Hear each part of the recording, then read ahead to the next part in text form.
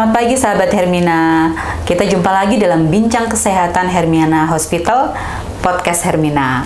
Kali ini bersama saya Dr. Widya dari RS Hermina Tangkuban Perahu Malang.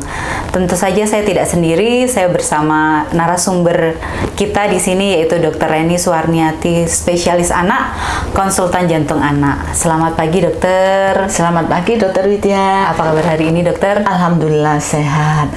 Selamat pagi juga untuk sahabat Hermina semua.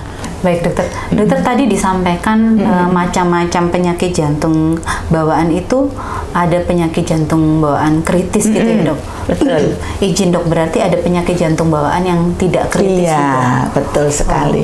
Jadi yang kritis itu dia akan menimbulkan masalah, bermasalah di saat minggu-minggu pertama dan 1 bulan. Ya, itu yang harus segera ditata laksana ya dok. Jadi ada yang muncul segera, terutama yang biru itu dokter yang tadi saya katakan. Jadi ada beda antara saturasi lengan atas dengan kaki. Nah, kalau dia bedanya lebih dari 3%, kita harus waspada bahwa itu penyakit jantung bawaan yang kritis yang biru. Ya, biru. Jadi supaya tidak biru bagaimana? Nah ini yang harus segera ditolong. Jadi nanti dilakukan apa? Misalnya dilakukan pemasangan stent ya. Artinya bayi ini perlu mendapat pertolongan segera. Ya. Macamnya banyak. Jadi yang penting dia biru. Ya, dan birunya itu kadang saya tanya birunya seperti apa, dokter?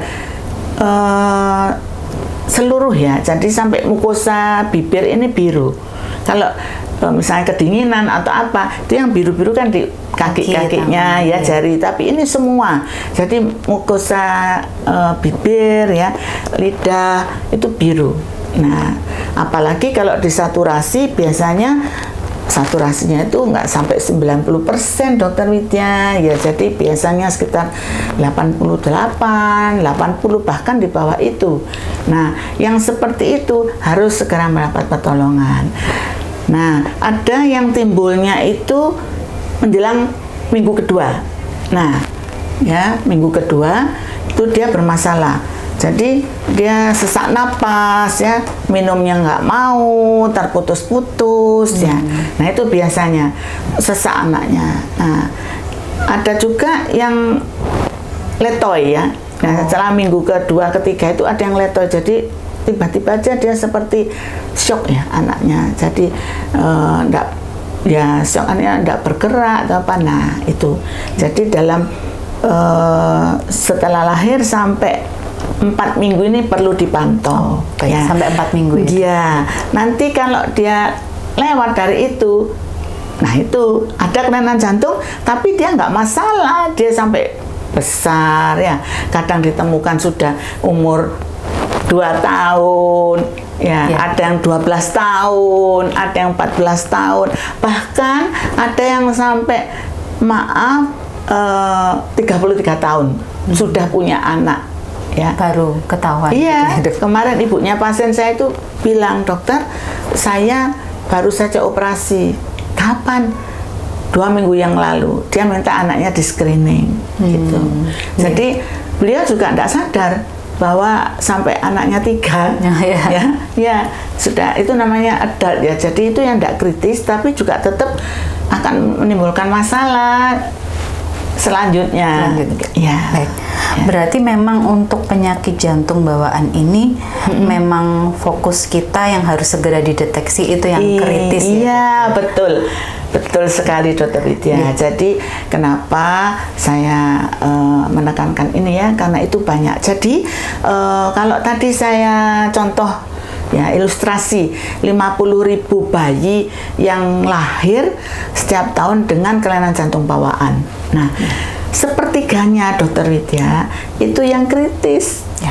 Jadi sekitar berapa ya? 15.000 bayi itu dengan penyakit jantung bawaan kritis. Nah, sayangnya lagi yang sampai ke fasilitas kesehatan yang tertangani iya, gitu, itu sedikit. Ya, karena mungkin ya keterbatasan pengetahuan, keterbatasan sarana, mungkin mau dirujuk kok jauh, kan bisa saja seperti itu, lahir di daerah pelosok. Nah, jadi kita bisa aja screening kemudian segera, itu idealnya. Nah, tapi pada saat membawa itu kan juga bayi itu harus bagus ya, nggak stabil, dirujuk nanti bisa mati di tengah jalan. Baik. Ya, jadi ini penyakit ini kenapa bisa terjadi?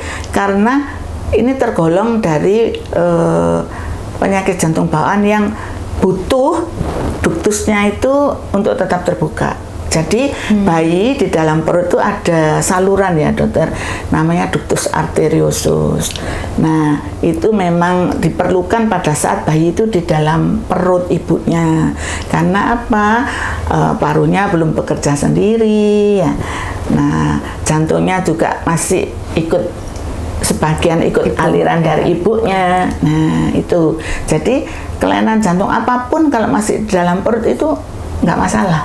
Tapi begitu keluar, nah dia harus bernapas sendiri, jantungnya harus memompa sendiri. Nah itu baru kelihatan dokter. Nah terus karena ya semua itu kan alam ya. Jadi ductus tadi di dalam perut memang dibutuhkan.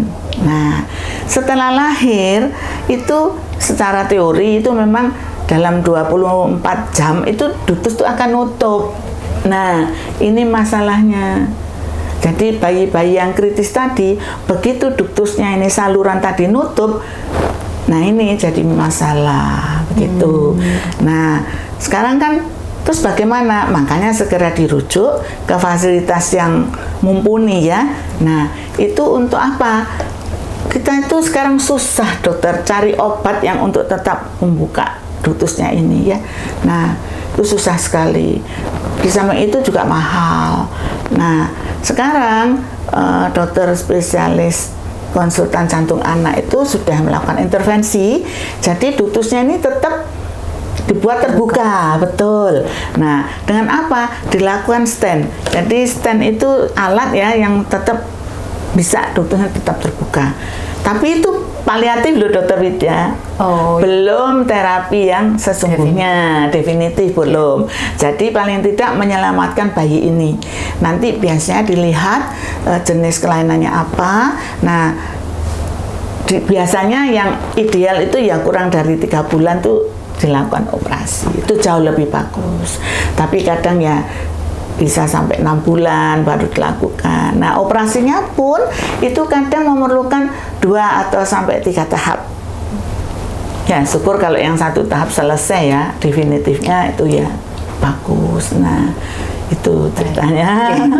Baik, terima kasih banyak Dokter Reni. Sama-sama. Saya kira penjelasannya juga sudah cukup jelas ya dokter. Alhamdulillah. Baik sahabat Hermina, itulah pentingnya screening pada penyakit jantung bawaan, terutama penyakit jantung bawaan yang kritis.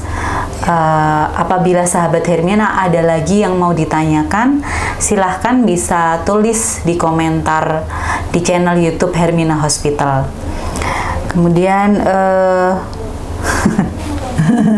apa lagi?